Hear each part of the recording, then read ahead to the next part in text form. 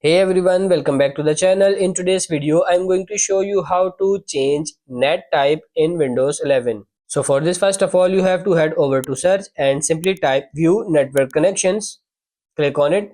And once you are on this, go find a network adapter. You want to double click on it and then click on properties and then click on instant protocol version 4. And now you want to use the full IP address, and now you want to head over with search again and type in cmd, run it as administrator, click on yes, and now you want to type in ipconfig, click on enter, and now you want to copy the IP address, subnet mask and default gateway into here. So in my case going to be this one here.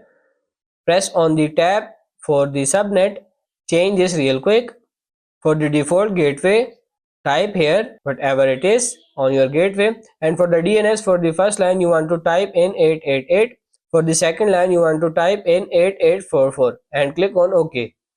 Now for the next step, you want to head over to search and type in internet options on it, click on it, and then you are going to click on advanced tab and then click on the restored advanced settings and click on OK.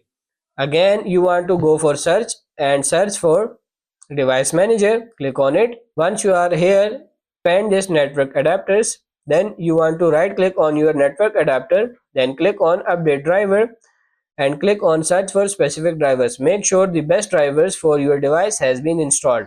Once you completed all these steps, you want to restart your computer and your problem will be fixed. So that's how to change NAT type in Windows 11. I hope this video was helpful. If it is, like it and subscribe to the channel. Thank you.